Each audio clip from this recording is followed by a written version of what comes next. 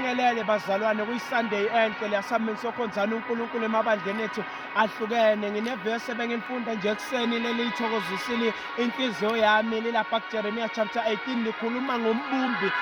Sisaye emasontweni asiye nengqondo ethi kena siya kobunjwa, asambe siya lapha siyowakhiwa nguNkulunkulu, siya lapha nokwahluleka kwethu. uNkulunkulu uyasazi sihlulwa yini, uNkulunkulu uyasazi yini esingakhoni. Bazalwana, siye lapha to be molded by God, siye lapha siyokhishwa thina ngoba iqiniso lithi thina imvelaphi yethu sibantu abanelaka, sibantu abanenhliziyo ezibuhlungu, kodwa nasifika uNkulunkulu uyakusigamfatha. Lithi iBhayibheli yombumbi wathi asebumba kwaba khona elonakalayo. Uma lonakala lithi kena azange alahla, kodwa wadestroy waphinde waqala kahle. Bazalwane, asivuma uNkulunkulu asiqale kahle, asivuma uNkulunkulu asenze lento afuna sibe ngiyo. Asiyekele kuba bazalwane abanenkani, asiyekele kuba bazalwane abangafuni kuba molded by God, asiyekele kuba abazalwane abangafuni ukwenziwa yinto kaNkulunkulu, asiyekele kuyiphilela thina. Lithi iBhayibheli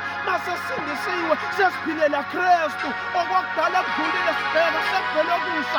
Asibe bazalwane abavunya kwenziwa uNkulunkulu, asibunjweni sibe bazalwane, singabi bazalwane abanesihlungu.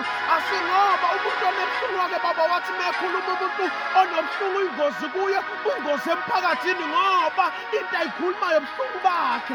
Akakhulumi into uNkulunkulu amenzele yona, ukhulumeni ubuhlungu bakhe. Asivumi uNkulunkulu asisuse konke obekusibhlupha, ngoba sibuye eveni bazalwane sishayekile, kodwa siye namhla kuyobunjwa senziwe nje intando kaNkulunkulu. Bazalwane, icebo likaNkulunkulu ngempilo yakho aliqhubeke yiba ngumuntu obunjwe kahle. Be sanctified vessel in Jesus' name.